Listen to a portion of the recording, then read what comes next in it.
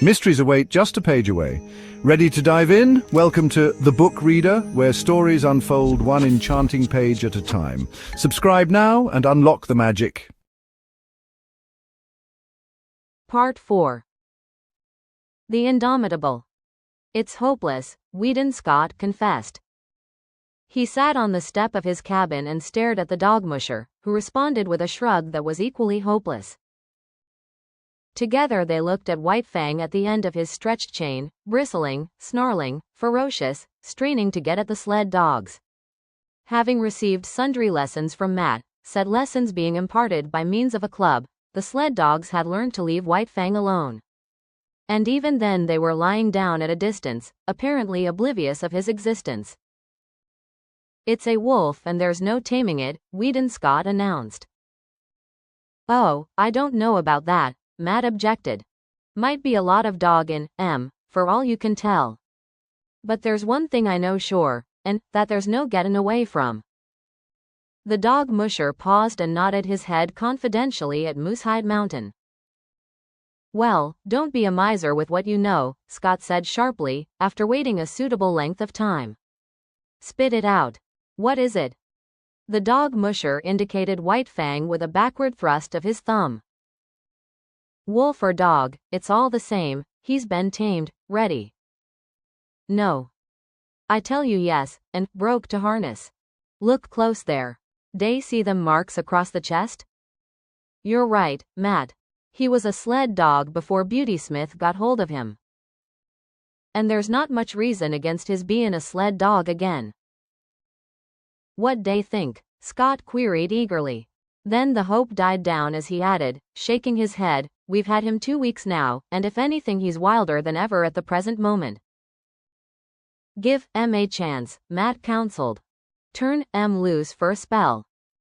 The other looked at him incredulously. "Yes," Matt went on, "I know you've tried to, but you didn't take a club." "You try it then." The dog musher secured a club and went over to the chained animal. White Fang watched the club after the manner of a caged lion watching the whip of its trainer. "See, keep his eye on that club," Matt said. "That's a good sign. He's no fool. Don't dast tackle me so long as I got that club handy. He's not clean crazy, sure." As the man's hand approached his neck, White Fang bristled and snarled and crouched down. But while he eyed the approaching hand, he at the same time contrived to keep track of the club in the other hand, suspended threateningly above him. Matt unsnapped the chain from the collar and stepped back. White Fang could scarcely realize that he was free. Many months had gone by since he passed into the possession of Beautysmith, and in all that period he had never known a moment of freedom except at the times he had been loosed to fight with other dogs. Immediately after such fights he had always been imprisoned again. He did not know what to make of it.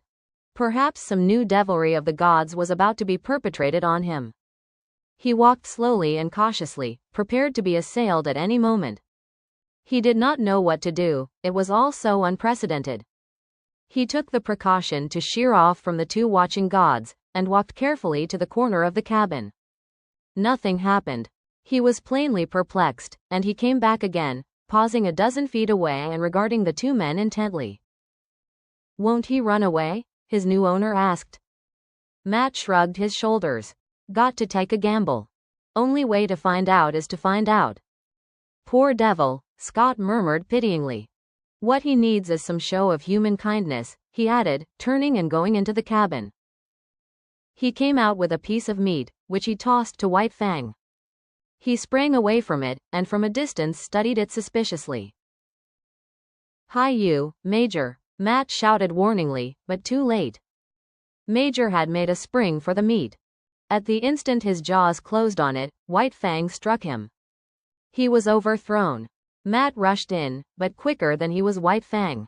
Major staggered to his feet, but the blood spouting from his throat reddened the snow in a widening path. "It's too bad, but it served him right," Scott said hastily. But Matt's foot had already started on its way to kick White Fang. There was a leap, a flash of teeth, a sharp exclamation. White Fang, snarling fiercely, scrambled backward for several yards, while Matt stooped and investigated his leg. "He got me all right," he announced, pointing to the torn trousers and undercloths and the growing stain of red. "I told you it was hopeless, Matt," Scott said in a discouraged voice. "I've thought about it off and on, while not wanting to think of it. But we've come to it now. It's the only thing to do." As he talked, with reluctant movements he drew his revolver, threw open the cylinder, and assured himself of its contents. "Look here, Mr. Scott," Matt objected. "That dog's been through hell. You can't expect M to come out a white and shine an angel. Give M time." "Look at Major," the other rejoined. The dog musher surveyed the stricken dog. He had sunk down on the snow in the circle of his blood and was plainly in the last gasp. "Served M right. You said so yourself, Mr. Scott. He tried to take White Fang's meat, and he's dead." "Oh. That was to be expected. I wouldn't give two whoops in hell for a dog that wouldn't fight for his own meat." "But look at yourself, Matt. It's all right about the dogs, but we must draw the line somewhere." "Served me right," Matt argued stubbornly. "What did I want to kick M for? You said yourself that he'd done right. Then I had no right to kick M." "It would be a mercy to kill him," Scott insisted. "He's untamable. Now look here, Mr. Scott, give the poor devil a fightin' chance. He ain't had no chance yet. He's just come through hell, and this is the first time he's been loose. Give M a fair chance, and if he don't deliver the goods, I'll kill M myself. There." "God knows I don't want to kill him or have him killed," Scott answered, putting away the revolver. "We'll let him run loose and see what kindness can do for him. And here's a try at it." He walked over to White Fang and began talking to him gently and soothingly. "Better have a club handy," Matt warned. Scott shook his head and went on trying to win White Fang's confidence. White Fang was suspicious. Something was impending. He had killed this god's dog, bitten his companion god, and what else was to be expected than some terrible punishment? But in the face of it he was indomitable. He bristled and showed his teeth, his eyes vigilant, his whole body wary and prepared for anything. The god had no club, so he suffered him to approach quite near. The god's hand had come out and was descending upon his head. White Fang shrank together and grew tense as he crouched under it. Here was danger, some treachery or something. He knew the hands of the gods, their proved mastery, their cunning to hurt. Besides, there was his old antipathy to being touched. He snarled more menacingly, crouched still lower, and still the hand descended. He did not want to bite the hand, and he endured the peril of it until his instinct surged up in him, mastering him with its insatiable yearning for life. Weedon Scott had believed that he was quick enough to avoid any snap or slash. But he had yet to learn the remarkable quickness of White Fang, who struck with the certainty and swiftness of a coiled snake. Scott cried out sharply with surprise, catching his torn hand and holding it tightly in his other hand. Matt uttered a great oath and sprang to his side.